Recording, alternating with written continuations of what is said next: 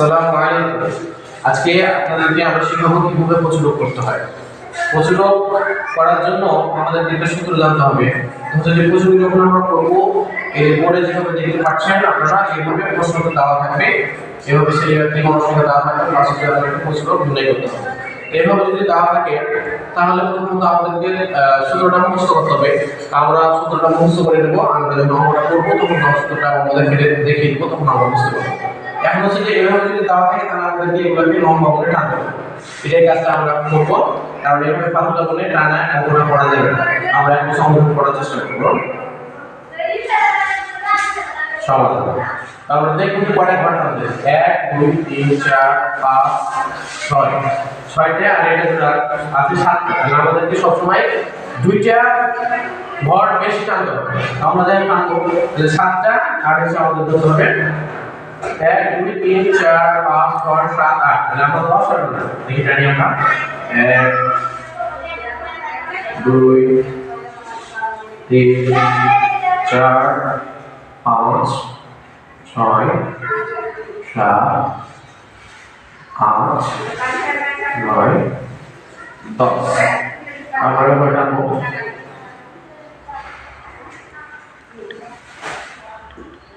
তো মজার বিষয় হচ্ছে যে আমাদের প্রশ্ন করার জন্য সেরকম বিষয় কিছু করতে হবে না। শ্রেণীর একটি দাওয়ায় থাকবে, গণসংখ্যা দাওয়ায় থাকবে, এটা গ্যাপ আমরা তুলে রেখে দিই। আমরা তুলি শ্রেণী গ্যাপ, তারপর আমরা গণসংখ্যা লিখবো। এবার আমরা কিছু লেখা লাগবে না, আমাদের চেষ্টা করবো কোনো কিছু করার দরকার নাই। আমরা এখন যা তুলে রেখে দিই 9 7 4 4 6 8 12 9 7 4। এটা বলা হয়েছে গণসংখ্যা নাম শ্রেণী রয়েছে 50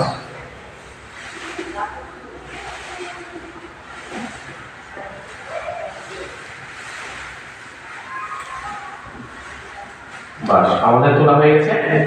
আমাদের এইভাবে ঘর দরকার নাই, আমরা ঘরগুলা নিয়ে যেতে পারি, সমস্যা নাই, দরকার নাই, তখন আমরা বেশি রাখবো। এখন আমাদেরকে লিখতে হবে যে প্রচুরক শ্রেণী আমরা বের করতে হবে।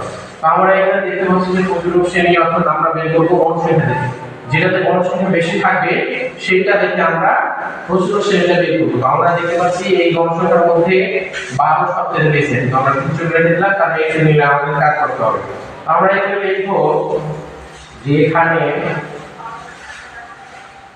সর্বোচ্চ গণসংখ্যা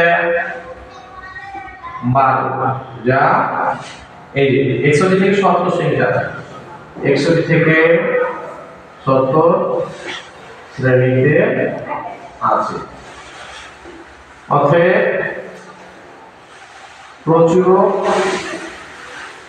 সমান প্রচুরক শ্রেণী সমান হলো 61 থেকে 70। এটা আমাদের হয়ে গেল। এখন আমাদের সূত্র পেতে হবে। সূত্র ফেলার জন্য আমাদের যে বোঝার জায়গা না, সেগুলো পাওয়াটা উপরটা নিয়ে গিয়ে ফেলবো আস্তে আস্তে সবগুলো।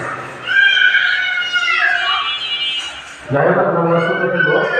আমরা জানি যে কি প্রচুরক সমান L plus F1 by F1 plus F2 গুণ H। এই সূত্রটা আমরা মনে রাখবো, অর্থাৎ আমরা জানি প্রায় সময় ওই জায়গা কমের জন্য আমাদের বিনিময় হচ্ছে, সমস্যা নাই। এখানে আমরা বুঝতে পারছি অবশ্যই। এবার আমরা চেষ্টা করবো। এবার নিয়ম মধ্যে আমরা এভাবে আমরা করবো, যদি এটা না করলে হয় তো করলে বেশি দেখার জন্য আমাদের সুবিধা হবে।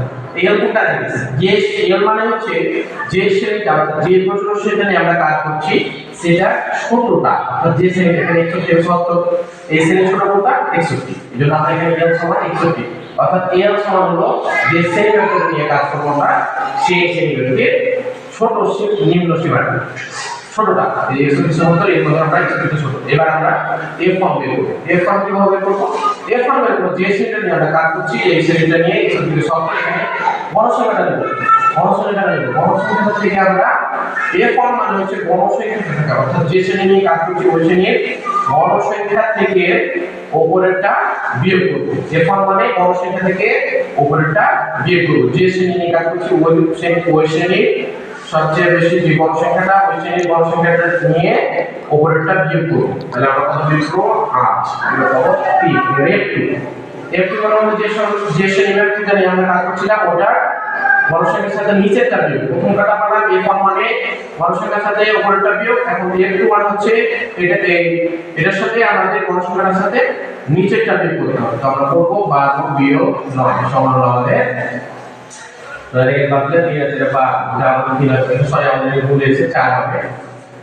যাই বল থেকে স্যার h কি জিনিস h হচ্ছে শ্রেণী ব্যবধান। যেমন দেখতে পাচ্ছি আমরা এই 31 থেকে 40 যদি বাদ দিই তাহলে আমরা দেখতে পাচ্ছি 9 কিন্তু আমাদের সবসময় এক বেশি হতে হবে। আমাদের সবসময় যে কোনো ব্যবধান যদি 5 হয় তাহলে আমাদের 6 দিতে হবে 6 হলে 7 দিতে হবে বিয়োগ করার পর 40 থেকে 31 বাদ দিলে 6 হয় না সরি 9 হয় এখানে আমরা 10 দেব। যদি এখানে কোনো রকম ব্যবধান 5 হতো এভাবে বাদ দেয় তাহলে আমরা 6 দেব। অর্থাৎ যেটা পাবো আমরা বিয়োগ করে এটার সাথে 1 যোগ করব। তাই না এখানে আমরা 10 পেলাম। এখন আমরা এই অঙ্কটা কি করব এই মানগুলো আমরা সূত্রের মধ্যে এখানে আমাদের দরকার নাই এগুলো আমরা লিখে দেব। এবারে আমরা কত পেয়েছি 61 যোগ যে ফরম্যাটে আছে সেরকম ভাবে একই রকম ভাবে বসাবো খালি মান আর জায়গায় মান দেব। এই ফরম্যাটের মান কত পেয়েছি আমরা 4 তাহলে ওর জায়গায় বসাবো স্টাইল ডিজাইন একই রকম থাকবে 4 এই যে 4 এই ফরম্যাটের মান 4 এর উপরে আছে দিলাম। এবার নিচে আবার এই ফরম্যাট আছে এই যে দাগ আছে দাগ দিয়েছি তারপরে ফের নিচে আছে ফের এই ফরম্যাটের মান 4। এবার আমরা দেখতে পাচ্ছি f2 এর মান 3 এই যে যোগ আছে যোগ দিলাম আমরা এই যে f2 এর মান 3 এখানে যে গুণ আছে গুণ দিলাম। এবার h এর মান হচ্ছে 10 বসে দিলাম আমরা যে ফরম্যাটে কাজ করব সেই ফরম্যাটেই আমরা বসাবো। 103 থেকে যাবে এটা কাজ হবে না কারণ আমাদের আগে গুণের কাজ করতে হবে। তো যাই হোক আমরা নিচেরটা উপরেরটা আগে নিচেরটা যোগ করি 4 আর 3 যোগ করব এখানে কাজ আগে করা যাবে না আগে এখানে কাজ করতে হবে আমাদের।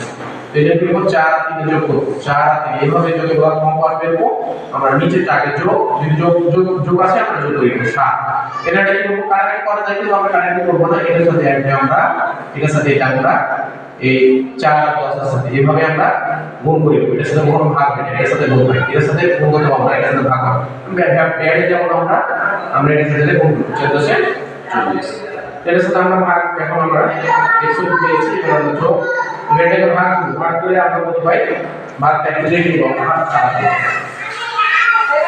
যাই হোক আমরা এর সাথে ভাগ করতে পারি সমস্যা নাই। তো 7 ভাগ 40 আমরা কত পাই 5 সাথে 35 5 সাথে 35 বাদ দিলে কত হয় 5। এবার আমরা এখানে যে পেলাম পরের অঙ্কতে কিন্তু ভাগছে ভাগ না এটা কি করব কত হলো 50 সাথে সাথে 49। এখন আমরা ফের আবার আসতে দেখা যাচ্ছে আমাদের 0 1 আছে হ্যাঁ যে একটা 0 পাবো আমরা 10 7 থেকে 7 আমরা যে দশমিকের পর সবসময় দুটো নিব দশমিকের পর দুটো নিব তিনটা লাভ করতে না এই যে দুটো নিব এখানে 5 পাওয়া যায় কত পাই এটা যোগ করব কি করে আমরা ক্যালকুলেটর করে দিতে পারি সমস্যা নাই। আমরা 10 মিনিট যেহেতু এখানে নাই 10 মিনিটের পর যেটা আছে এটা কাউন্ট যোগ করে এটা এমনি বসে যাবে ও সামনে এটা কেন রাখলাম তাহলে এটা 10 মিনিট আছে এটা কেটে দিলাম দেখেন এবার এই বাইরেটা এটা আমরা যোগ করব 61 আর 65 তাহলে আমাদের 66। আশা করি এটা আমাদের অ্যানসার। আশা করি আমরা প্রশ্নটা বুঝতে পেরেছি। তো আজকে এখান থেকে আমি শেষ করছি।